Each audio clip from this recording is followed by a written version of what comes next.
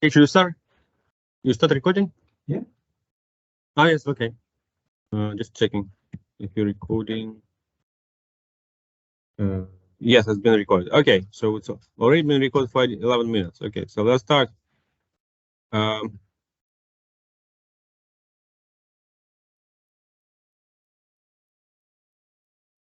Hello, everyone. Welcome. VeriDevOps. We are very happy to present our latest results about latest developments in the project. I will start first with some technical introduction to the project. So just for those who haven't followed our project before.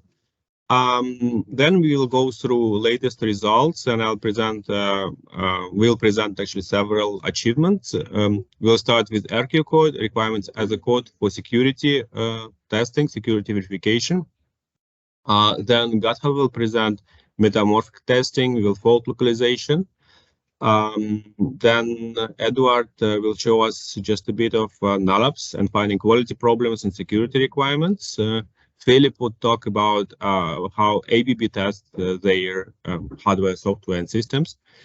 And finally, VSAM will talk a bit anomaly detection and explainable AI. So how to explain what happens in system, and if we find any particular anomalies in a system behavior. Right. With that, we can start. I will start right away with technical introduction and then follow by the presentation of requirements of the code. Okay. So what we are doing in the project? So what kind of things, what kind of problems do we address? First of all, it should be known that we live in a world when cybersecurity becomes more and more important. Software eats the world, so everything becomes a software. And we also see that software is vulnerable to various attacks, various problems that can be exploited by malicious people, organizations. And it was actually, the fact is that we find more and more vulnerabilities in software. It doubles quite regularly. And we need to do with that, because those vulnerabilities, those problems, bugs, they present high threat for companies, for people. It can threaten economical. It can have economical implications, but also implications for humans' life. So as we can actually see, vulnerabilities and risk for security actually concern all various economical sectors, various industries, and like also energy transportation systems. We have partners both in transportation systems, in industrial software, and they are very much, let's say, vulnerable to this possible attacks. Yeah, another thing that we can see is that researchers find that most of the systems have vulnerabilities. Most of the systems also have more than one vulnerabilities, and 20% of system has more than 10 vulnerabilities present. Also, to see most of vulnerabilities are in like categorized as network vulnerabilities, but about 20 of them are software or application level vulnerabilities. Among them, there is high proportion of very critical vulnerabilities, so that they represent high risk for companies. So also, what we can see that software, so what we are dealing in this project, is actually remains the most common attack vector, and like 80% of public exploits are like software related.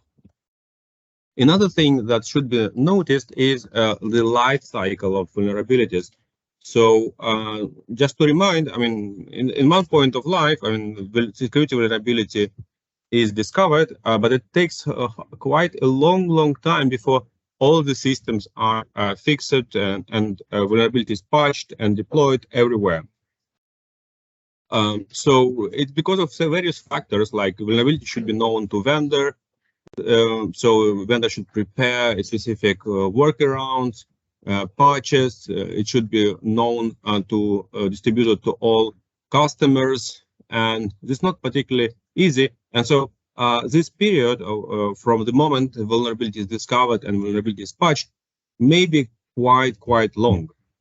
Typically, they say that it may take like 60 days, 67 days, like average time for organization to close a discovered vulnerability. So it could actually be a quite long period, and it could represent a high risk for the system, for the system and organization. Also, there is a high percentage of organizations that they say that do not even scan for vulnerabilities. That they're not actually aware of the risks that the software can have potential threat or attack vector. Right, and one of the reasons for that is that all this patching, scanning, and fixing is done manually, and it requires expertise. It requires a lot of resources, and sometimes it can actually block operations for some days. So it represents quite a lot of cost. So just to summarize this motivation, security vulnerabilities are omnipresent in all industries like internet, cars, railways, industry 4.0. The number of security scenarios explode. So explodes, and every year we have more and more things to cover, to fix and to be aware of. New standards, new regulations, new legislation comes up, and so this should be addressed. Also, it should be noticed that security mechanisms have to be built in and reinforced, because it's actually known that retrofitting security into design, into the system, is quite difficult, and it's better that it's addressed on design level first. So also we see that current development practices are more agile, so with a very short development release phases. They are done with applying many automatic integration testing tools. And what we have as security testing, security verification mechanism should support the CI/CD practices. Right. So just to summarize, typical scenario, on one side, we have a number of vulnerabilities stored, discovered in repositories, and we have a bunch of specialists, the security specialists, that who actually monitor constantly what's going on, apply several tools to check that what kind of vulnerabilities are relevant for the system, and they manually fix some things that are required to address vulnerabilities. And this process takes quite enormous time.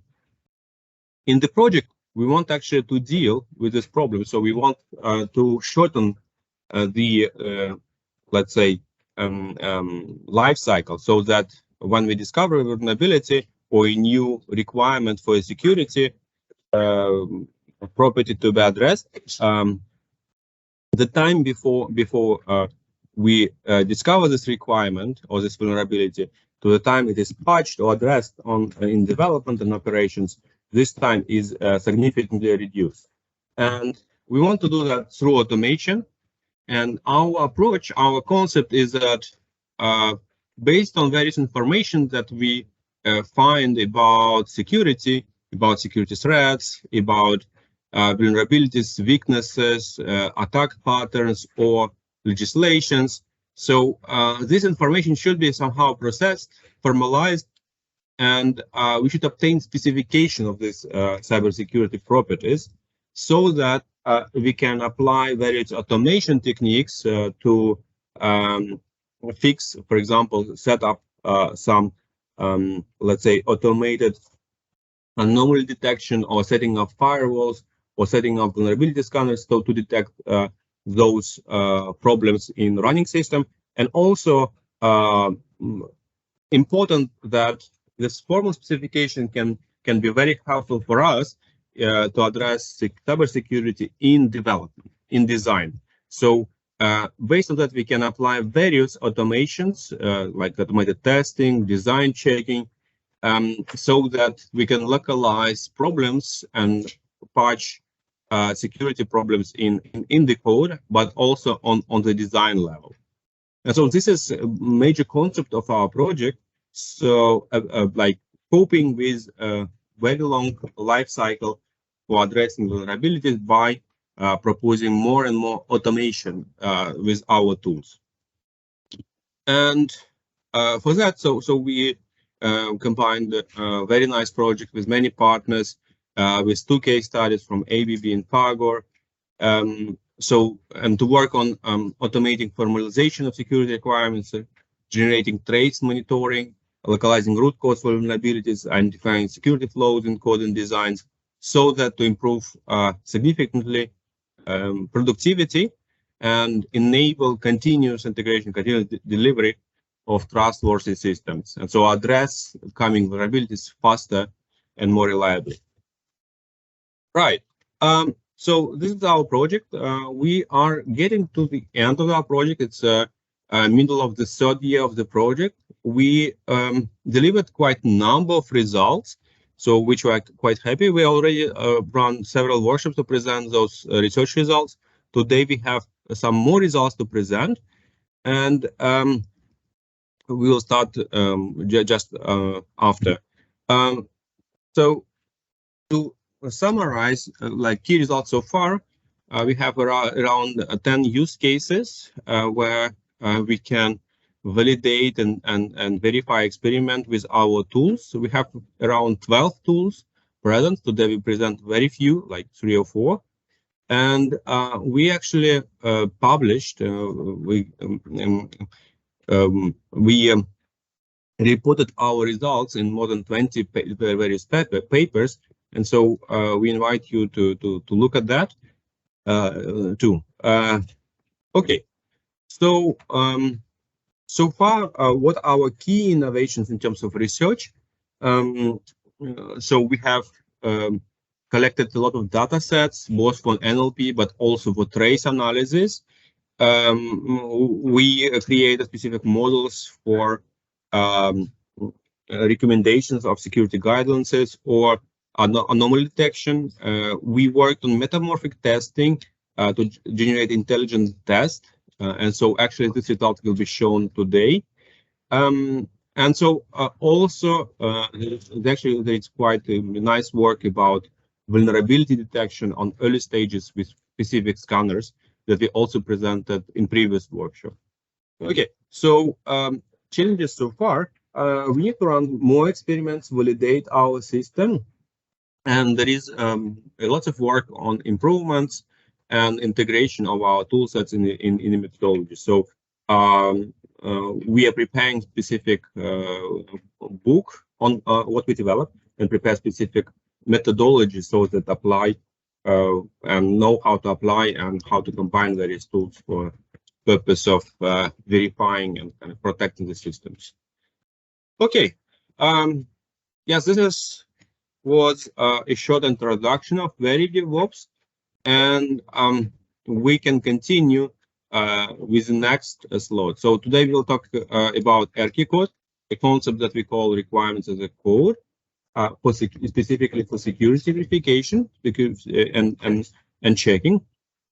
So automating the mapping from yes. On the other precedent slide, yes. Yes, we can have a one slide that we have 12 and have been applied to the different use cases. To be applied to the different use cases.